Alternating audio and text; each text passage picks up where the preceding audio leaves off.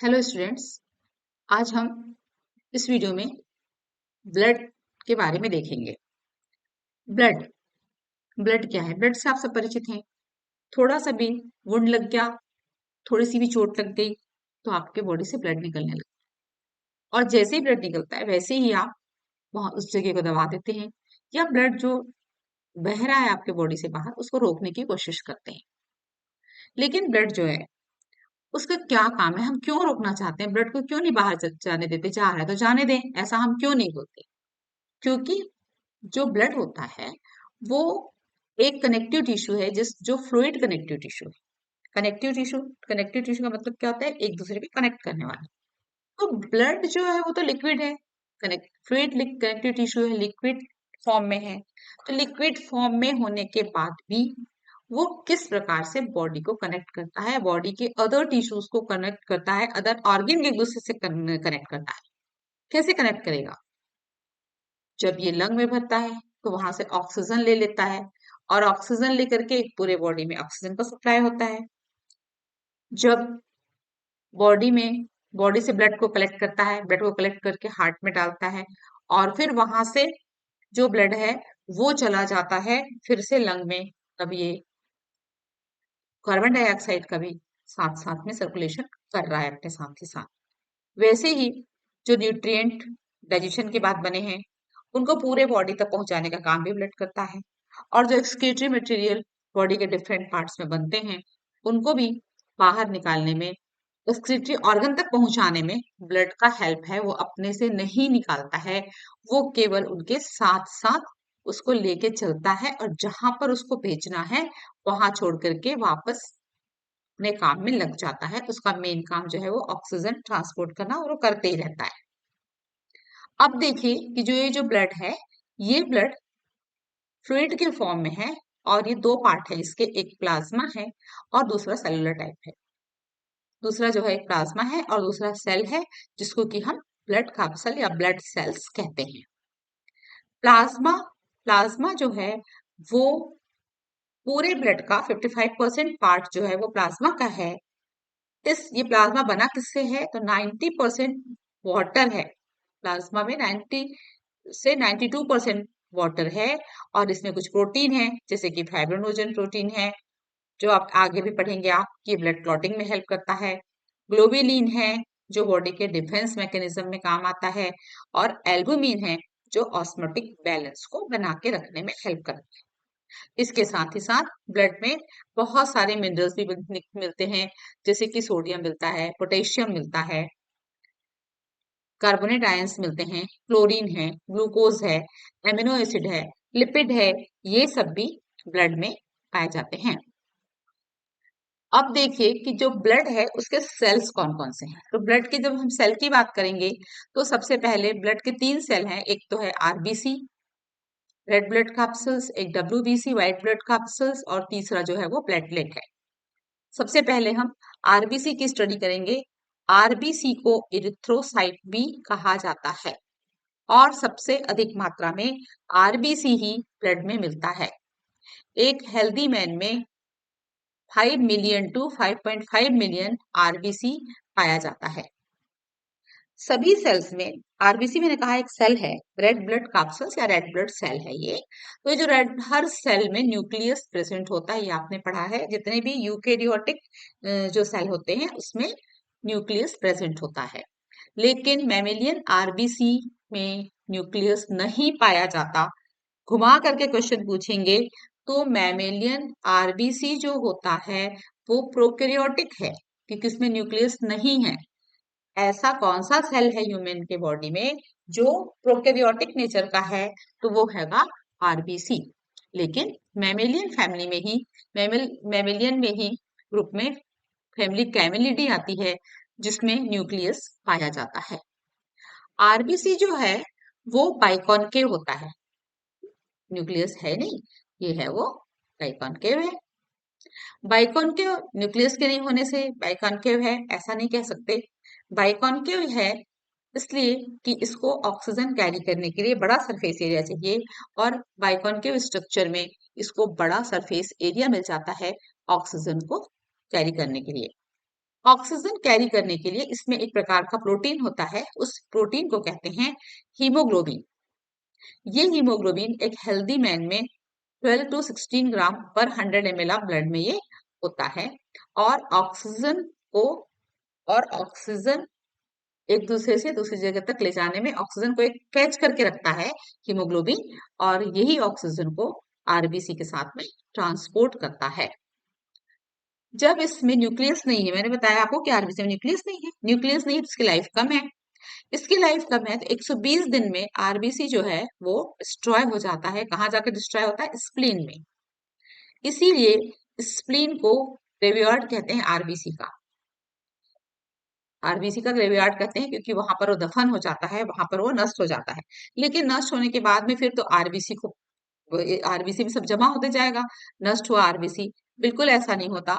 इसमें जो हीमोग्लोबिन का पार्ट होता है उसमें से हीम हीम मैंने बताया, हीम मतलब आयरन, आयरन का पार्ट अलग हो जाता है, और आयरन का पार्ट अलग होकर के फिर से हीमोग्लोबिन बनाने में चला जाता है।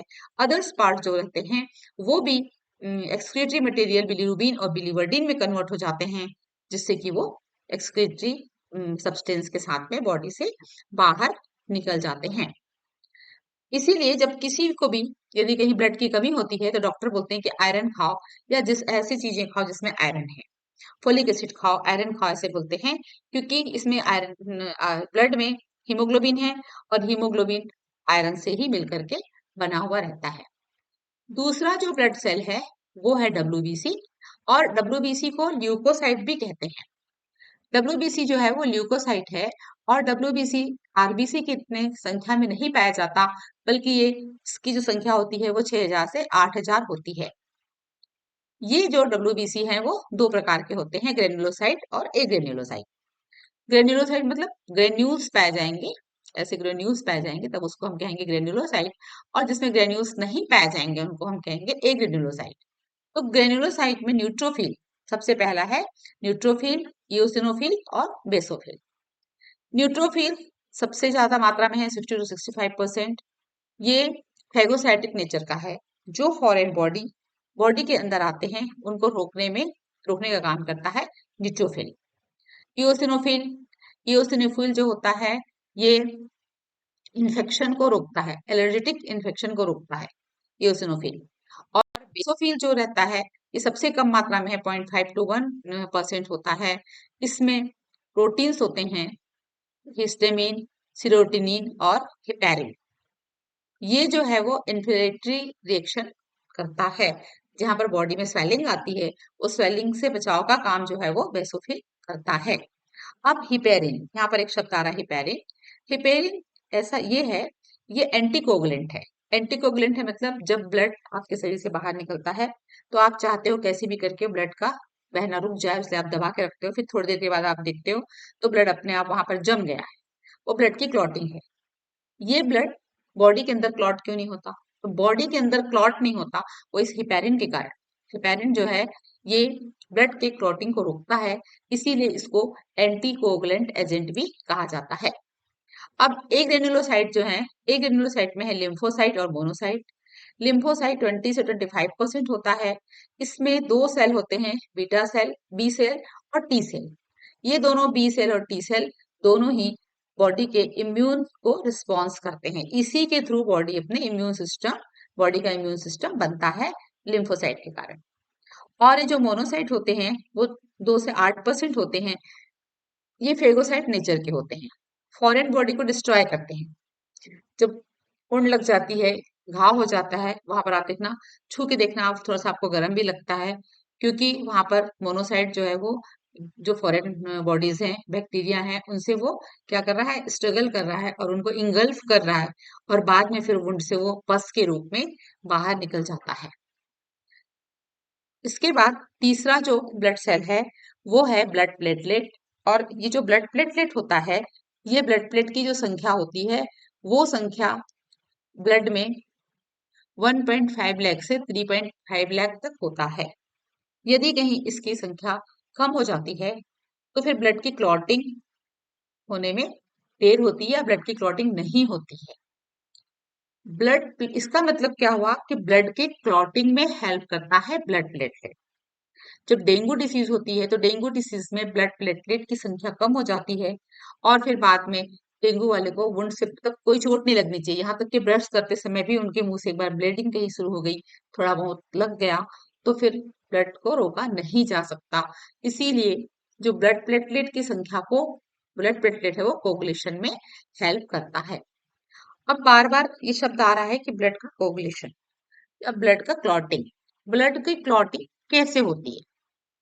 ब्लड की क्लॉटिंग बॉडी के भीतर नहीं होती है, हमारे वेन्स में आर्टरीज में ब्लड की क्लॉटिंग नहीं होती है, लेकिन ब्लड जो है वो जैसे ही बॉडी से बाहर निकलता है तो उसमें क्लॉटिंग होती है। क्यों होती है? क्योंकि सारे फैक्टर्स अभी आप देखेंगे वो सारे के सारे फैक्टर्स तो बॉडी के भीतर हैं, लेकिन फिर भी क्या होता है ये आप इसमें देखेंगे। इसके 3 स्टेप है। तो पहला स्टेप ये है कि जैसे ही वुंड लगा और वुंड लगने के बाद ब्लड बाहर आया, जैसे ही वो एयर के कांटेक्ट में आया तो ब्लड में कैल्शियम आयन होते हैं और ब्लड में एक फॉस्फोलिपिड होता है जो है थ्रोम्बोप्लास्टिन। ये दोनों आपस में रिएक्शन करते हैं और रिएक्शन करने के बाद में प्रोथ्रोम्बिनेज का फॉर्मेशन करते हैं। प्रोथ्रोम्बिनेशन का सबसे पहला काम है कि वो हिपेरिन की एक्टिविटी को रोके, उसको इनएक्टिव करे। फिर ये इनएक्टिव करता है और कैल्शियम के साथ में मिल करके ये क्या करता है कि जो ब्लड प्लाज्मा में प्रोथ्रोम्बिन होता है, इनएक्टिव फॉर्म में पाया जाता है, उसको थ्रोम्बिन में कन्वर्ट कर देता है। थ्रोम्बिन जो है, प्रोथ्रोम्बिन क्या था? इनएक्टिव स्टेज है थ्रोम्बिन का, और जैसे ही वो बाहर आया तो कैल्शियम कार्बोनेट के और यहाँ पर जो प्रोथ्रोम्बिनेज बना है उसके हेल्प से ये कन्वर्ट हो गया है थ्रोम्बिन में। और ये थ्रोम्बिन, आपको मैंने बताया कि प्लाज्मा में फाइब्रिनोजन होता है और ये फाइब्रिनोजन जो है वो ब्लड क्लॉटिंग में हेल्प करता है। तो ये क्या करता है कि फाइब्रिनोजन को ये फाइबर लाइक फाइब्रिन में कन्वर्ट करता है। इस तरह से ऐसे इसका नेटवर्क बन जाता है और इस नेटवर्क में आकर के आरबीसी और डब्ल्यूबीसी उलझते जाते हैं और ब्लड जो है वो क्लॉट हो जाता है। ये जो ब्लड क्लॉटिंग का पूरा प्रोसीजर है, इस पूरे प्रोसीजर को मैंने बनाया है एक चार्ट के रूप में। इसको आप एक चार्ट के रूप में देखेंगे तो शायद आपको जल्दी समझ में आ जाएगा। ये देखिए, ये एक इंज्योर्ड टिश्यू है, यहाँ पर ब्लड प्लेटलेट, इंज्योर्ड टिश्यू से और ब्लड प्लेटलेट से दोनों से यहाँ पर थ्रोम्बोप्लास्टिन रिलीज हुआ। थ्रोम्बोप्लास्टिन एयर के और कैल्शियम के कांटेक्ट में आया, इसने प्रोथ्रोम्बिनेज बनाया। और प्रोथ्रोम्बिनेज का सबसे पहला काम है कि प्रोथ्रोम्बिनेज जो है वो प्रोथ्रोम्बिन बनता है बहुत सारे और भी एंजाइम्स के साथ में मिलकर के ये प्रोथ्रोम्बिन बनाता है। और प्रोथ्रोम्बिन जो है इसका पहला काम है कि ये हिपेरिन को इनएक्टिव करेगा। हिपेरिन को इनएक्टिव करने के बाद में प्रोथ्रोम्बिन जो है वो थ्रोम्बिन में कन्वर्ट हुआ और प्रोथ्रोम्बिन इनएक्टिव स्टेज में है और वो थ्रोम्बिन में कन्वर्ट हुआ और फिर थ्रोम्बिन जो है वो फाइब्रिनोजन को फाइब्रिन में कन्वर्ट कर देता है। फाइब्रिन एक जाल जैसा बनाता है जिसमें आकर के ब्लड सेल्स उलझ जाते हैं और ब्लड की क्लॉटिंग हो जाती है। इसके बाद जब हम बार बार ब्लड लॉस और ब्लड कोगुलेशन की बात कर रहे हैं तो बारी आती है ब्लड ग्रुप की भी। यदि किसी को आपका कोई बहुत परिचित है, आप ब्लड देने के लिए जाएंगे तो भी डॉक्टर्स तुरंत आपका ब्लड नहीं लेते, बोलते हैं कि आपके ब्लड को पहले टेस्ट करना पड़ेगा और टेस्ट करके मिलान करते हैं। तो डॉक्टर्स किस चीज का मिलान करते हैं? डॉक्टर्स मिलान करते हैं ब्लड, कौन सा ब्लड ग्रुप है। तो सबसे पहले ब्लड ग्रुप देखते हैं, जैसे कि हम लोग प्रचलित भाषा में बोलते हैं कि हमारे पास में 4 ब्लड ग्रुप है, ए बी और ओ। बिल्कुल वो तो है, लेकिन ए बी और ओ ए बी कैसे बने? एक्चुअल में ब्लड ग्रुप जो है वो एक एबीओ ग्रुप, जीन में एबीओ ग्रुप है, एबीओ ग्रुप से बनता है। और दूसरा जो है वो आरएच ब्लड ग्रुप है। ये जो एबीओ है ये होता है जीन है, जीन में आई ए आई बी और आई ओ के रूप में ये प्रेजेंट होते हैं, एक एलील होता है। अब ये सारी चीजें मैं यहाँ पर आपको ब्लड ग्रुप, केवल ब्लड ग्रुप ही पढ़ाऊंगी, जेनेटिक्स में नहीं जाऊंगी। जब जेनेटिक्स पढ़ाते समय मैं आपको यहाँ पर ब्लड ग्रुप के पूरे डिटर्मिनेशन कैसे होता है ये भी आपको समझाऊंगी। अब देखिए यहाँ पर ये ए बी और ए बी और ओ हम क्यों लिखते हैं ब्लड ग्रुप को? ब्लड ग्रुप ए और बी जो है वो प्रेजेंट करता है एंटीजन को। एंटीजन ब्लड सेल्स में पाए जाते हैं, आरबीसी में पाए जाते हैं, और इसका एंटीबॉडी मिलता है, वो मिलता है प्लाज्मा में। तो जिस भी व्यक्ति का ब्लड ग्रुप ए है, उसमें एंटीजन ए होगा, ब्लड सेल में होगा, और उसके प्लाज्मा में बी का एंटीबॉडी होगा, बी एंटीबॉडी होगा। और जिसका बी ब्लड होगा, उसमें एंटीजन बी होगा और एंटीबॉडी ए होगा। जिसको हम ओ ब्लड ग्रुप कहते हैं, एक्चुअल में ओ कोई एंटीजन नहीं है, नो एंटीजन, इसमें कोई एंटीजन नहीं होता है, लेकिन दोनों ए और बी दोनों के ही इसमें एंटीबॉडी पाए जाते हैं।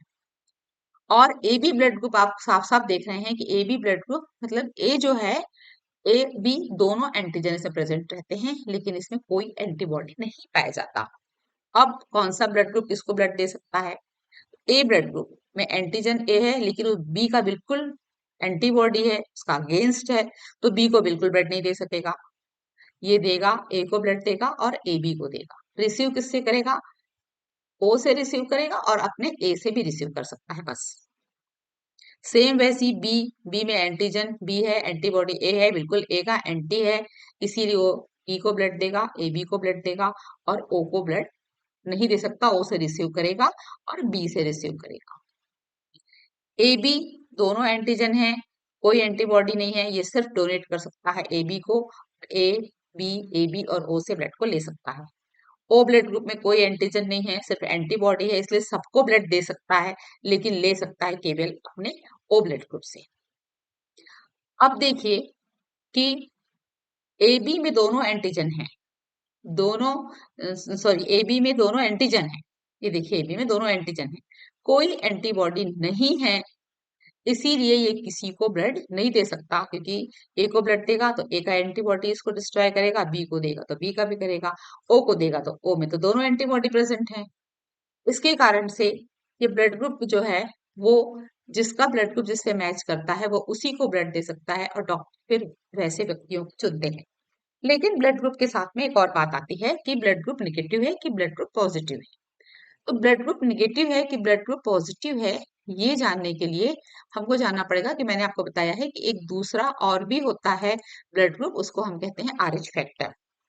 तो बॉडी में जो आरएच फैक्टर होता है, इस आरएच फैक्टर की खोज 1940 में हुई थी, एक मंकी के ऊपर, रेसस नाम का एक मंकी था, उस पर खोज हुई थी, इसलिए इसका नाम आरएच रख दिया गया है। सभी ब्लड में 85% जो पॉपुलेशन है, उनमें आरएच एंटीजन पाया जाता है ब्लड के साथ साथ, लेकिन से बाकी जो बचे उनमें नहीं पाया जाता। तो जिनमें आरएच एंटीजन प्रेजेंट रहेगा उनको हम आरएच पॉजिटिव कहेंगे, और जिनमें नहीं रहेगा उसको आरएच नेगेटिव कहेंगे। लेकिन सबसे बड़ी बात यह है कि जो आरएच ब्लड ग्रुप रहता है, इसका कोई भी नेचुरल एंटीबॉडी नहीं है। अब इसका नेचुरल एंटीबॉडी नहीं है तो क्या होगा, ये आपको पता चलेगा कि जब हम ब्लड ट्रांसफ्यूजन करते हैं तो क्या होता है। देखिए यहाँ कि जैसे ये कोई आरएच नेगेटिव है और ये जो है वो आरएच पॉजिटिव है। किस आरएच नेगेटिव वाले व्यक्ति ने किसी आरएच पॉजिटिव को ब्लड दिया, इसको जरूरत है तो इसने ब्लड ले लिया, इसको दे दिया ब्लड। नेचुरल कोई एंटीबॉडी नहीं है, इसलिए आरएच नेगेटिव, इसके पास आरएच एंटीजन नहीं है, लेकिन एंटीबॉडी भी नहीं है तो इसको डिस्ट्रॉय नहीं किया, इसके ब्लड को ये ले लिया। लेकिन धीरे धीरे टाइम के साथ साथ आरएच जो पॉजिटिव है उसका अब इसके बॉडी में एंटीबॉडी बनना शुरू हो गया। पहली बार में कुछ नहीं हुआ, लेकिन दूसरी बार फिर कहीं इसको ब्लड की जरूरत पड़ गई आरएच नेगेटिव को, और फिर से उसको किसी आरएच पॉजिटिव का ब्लड दे दिया गया। तो अब यहाँ पर एंटीबॉडी बन गए हैं, तो जैसे ही ब्लड देंगे वैसे ही ब्लड जो है वो क्लॉट हो जाएगा, और फिर डेथ की संभावना बनी रहती है। प्रेगनेंसी के दौरान भी इस तरह के रिएक्शन होते हैं, पर मैं आपको ये जेनेटिक्स के चैप्टर में बहुत अच्छे से बताऊंगी। लेकिन अभी इतना जान लीजिए कि एक आरएच नेगेटिव फीमेल और आरएच पॉजिटिव मेल की जब मैरिज होती है तो चाइल्ड बर्थ में प्रॉब्लम आता है। फर्स्ट प्रेगनेंसी में कोई परेशानी नहीं होती, फर्स्ट प्रेगनेंसी सॉल्व हो जाता है, लेकिन जब सेकेंड प्रेगनेंसी होती है तो सेकेंड प्रेगनेंसी में परेशानियां आती हैं। इसके बाद कुछ क्वेश्चन हैं, जो क्वेश्चन हम कर लेते हैं यहाँ पर बैठ करके। तो नंबर 1 पहला क्वेश्चन है, which component of blood is not related to blood coagulation. Blood के कोगुलेशन में कौन कौन नहीं है सामने। अब एक बात आ रही है, प्लाज्मा, प्लाज्मा तो है, सीरम, फाइब्रिनोजन और थ्रोम्बिन। अब यहाँ पर एक शब्द आ गया सीरम। सीरम क्या है? जब ब्लड क्लॉटिंग हो जाती है तो ब्लड क्लॉटिंग होने के बाद में जो येलो येलो सब्सटेंस दिखते रहता है, उस येलो येलो सब्सटेंस को कहते हैं सीरम। ये जो सीरम होता है इसमें ना आरबीसी है ना डब्ल्यूबीसी है, प्लाज्मा है बस ये, लेकिन इस प्लाज्मा में फाइब्रिनोजन नहीं पाया जाता, वो है सीरम। इसीलिए ब्लड कोगुलेशन में जो हेल्प करता है वो है, जो ब्लड कोगुलेशन में हेल्प नहीं करता वो है serum. Which of the following is not a cellular element of blood? Blood में 3 सेल होते हैं, आपको बताया मैंने, आरबीसी, डब्ल्यूबीसी और ब्लड प्लेटलेट। प्लाज्मा तो सेल नहीं है, तो टी सेल भी मिलता है आपको डब्ल्यूबीसी में, बी सेल भी डब्ल्यूबीसी में मिलता है, मोनोसाइट भी डब्ल्यूबीसी का ही पार्ट है। इसका आंसर है प्लाज्मा। इनरेगुलर न्यूक्लियाई किसमें होता है? इसका आंसर है neutrophil. Which leukocyte release heparin and histamine? Basophil. आपने वीडियो को यदि फास्ट करके नहीं देखा होगा, ध्यान से देखा होगा, तो ये आंसर आपको पता है basophil. What prevent clotting of blood? Blood की क्लॉटिंग को ब्लड वेसल्स में कौन रोकता है? हेपेरिन। ब्लड क्लॉटिंग के लिए कौन सा विटामिन एसेंशियल है? ये आपको मैं डिटेल में पढ़ाऊंगी जब विटामिन पढ़ाऊंगी, तो पर अभी आपको पता होना चाहिए कि विटामिन के जो होता है वो जरूरी होता है। हीमोग्लोबिन क्या है? बार बार मैंने बोला है कि हीमोग्लोबिन एक प्रोटीन है। फिर देखिए कि which blood cell secrete antibody? तो लिम्फोसाइट जो होता है वो एंटीबॉडी सिक्रेट करता है। Graveyard of RBC? आरबीसी का ग्रेवयार्ड कहाँ है? कब्रिस्तान। तो स्प्लीन जो है वो आरबीसी का, रेड ब्लड सेल का कब्रिस्तान है। फिर क्वेश्चन देखिए आप यहाँ पर, ये क्वेश्चन देख लीजिए। Which of the following type of cell lack nucleus? किसमें न्यूक्लियस नहीं पाया जाता? मैंने आपको पहले बता दिया है, आरबीसी में न्यूक्लियस नहीं पाया जाता है। फिर है a granulocyte response for the immune response. Immune response कौन करता है? तो न्यूट्रोफिल जो है वो इम्यून सिस्टम डेवलप करता है। Which blood group is universal donor? तो यूनिवर्सल डोनर ऐसे तो ओ है, लेकिन जब हम आपको आरएच फैक्टर बता दिए तो ओ पॉजिटिव और ओ नेगेटिव। जब यदि क्वेश्चन में ओ नेगेटिव नहीं आया है तो आप लिखेंगे which blood group is universal donor, तो ओ लिखेंगे आप, सीधा सीधा ओ लिखेंगे, है ना। और लेकिन जब इसमें आया which blood group is universal donor, इसमें ओ नेगेटिव साथ में दिया है, तो फिर इसका जो आंसर होगा वो होगा ओ नेगेटिव, क्योंकि निगेटिव में आरएच भी एंटीजन नहीं पाया जाता है, इसीलिए ओ नेगेटिव यूनिवर्सल डोनर हो जाएगा। इन दोनों के बीच में यदि आपको डिसाइड करना है तो ओ नेगेटिव आपका एग्जैक्ट आंसर होगा, लेकिन यदि साथ में नहीं है कुछ भी तो फिर ओ इसका आंसर होगा। किसके बीच की मैरिज जो है वो चाइल्ड बर्थ में प्रॉब्लम देती है? तो आर एच मेल और R H plus, R H positive male और आर एच निगेटिव वुमेन। कौन सा इनऑर्गेनिक सब्सटेंस जो है, इनऑर्गेनिक आयन जो है वो ब्लड क्लॉटिंग में हेल्प करता है? तो कैल्शियम, सॉरी ये कैल्शियम 2 होगा, आयन 1 लिख दिया है तो calcium 2। Which animal have nucleus absent in RBC? Mammalian, तो इसमें मैमल कौन है? कैमल भी मैमल है और रैबिट भी, तो इसका आंसर कैमल और रैबिट में होना चाहिए, बट मैंने आपको बता दिया कि कैमिलिडी फैमिली जिसमें कैमल आता है उसमें आरबीसी न्यूक्लिएटेड होता है, तो जो रैबिट है वो इसका सही आंसर होगा। आप मेरी वीडियो को आगे देखते रहिए, लाइक करते रहिए, सब्सक्राइब करते रहिए। आपको इसी प्रकार से कॉम्पिटेटिव एग्जाम के क्वेश्चन मिलेंगे। आप मेरे